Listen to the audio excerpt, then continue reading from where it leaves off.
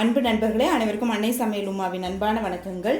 இன்னைக்கு அன்னை சமையலில் பார்க்க போகிறது சூப்பரான பிரேக்ஃபாஸ்ட் அண்ட் டின்னருக்கான ரெசிபி உருளைக்கிழங்கு மசாலா பூரி. இந்த பூரிக்கு சைட் டிஷ்ஷே தேவையில்லைங்க, இதை நீங்கள் அப்படியே சாப்பிட்லாம். வாங்க உருளைக்கிழங்கு மசாலா பூரி எப்படி செய்கிறதுன்னு பார்க்கலாம். ஒரு உருளைக்கிழங்கை வேக வச்சு எடுத்து வச்சுருக்கேங்க. இப்போ இதை துருவிக்கலாம்.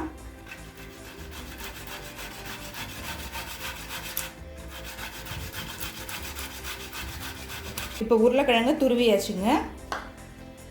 அடுத்தது 2 கப் கோதுமை மாவு சேர்த்துக்கலாம்.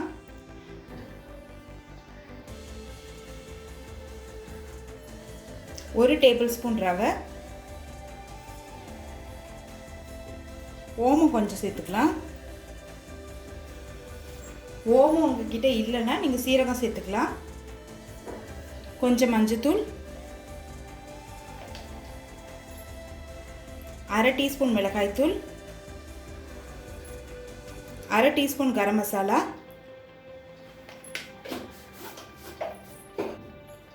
கொஞ்சம் கொத்தமல்லி, தேவையான அளவு உப்பு,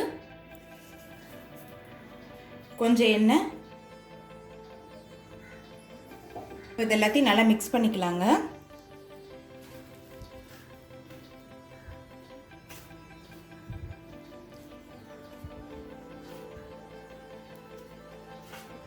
நல்லா மிக்ஸ் பண்ணிவிடுங்க. உருளைக்கிழங்கு கட்டி கட்டியாக இருக்கக்கூடாது. இப்போ கொஞ்சமாக தண்ணி சேர்த்துக்கலாங்க.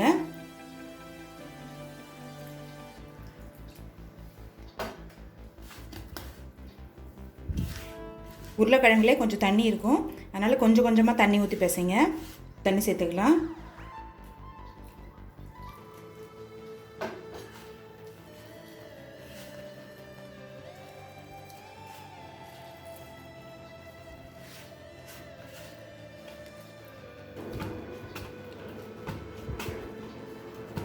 இப்போ நல்லா கெட்டியாக பிசைஞ்சாச்சு.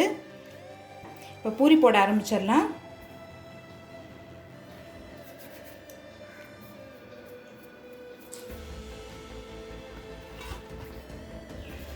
சின்ன சின்ன உருண்டையாக உருட்டிக்கலாங்க.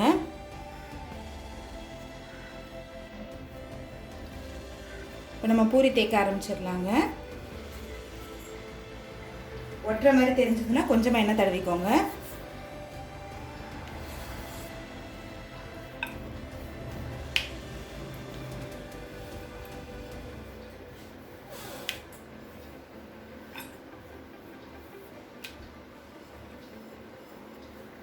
ஆச்சுங்க. இப்போ இதை எடுத்து தனியாக வச்சிடலாம். பூரி தேய்ச்சிக்கலாங்க.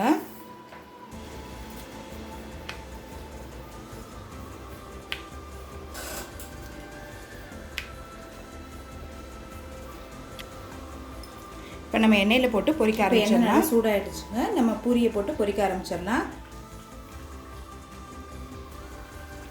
எண்ணெய் நல்லா சூடாக இருக்கணுங்க.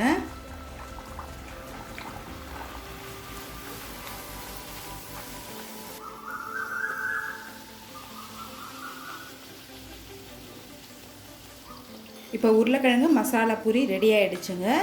சர்வ் பண்ணிடலாம்.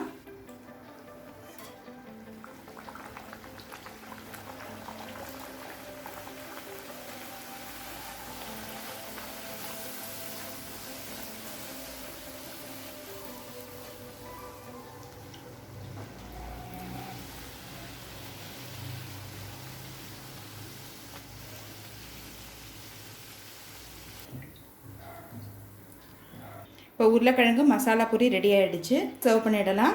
இப்போ சுவையான உருளைக்கிழங்கு மசாலா பூரி ரெடி ஆகிடுச்சு. ரெசிபியை ட்ரை பண்ணி பாருங்கள், கண்டிப்பாக உங்களுக்கே பிடிக்கும். ரெசிபி பிடிச்சிருந்ததுன்னா வீடியோவை லைக் பண்ணுங்கள், கமெண்ட் பண்ணுங்கள், ஷேர் பண்ணுங்கள்.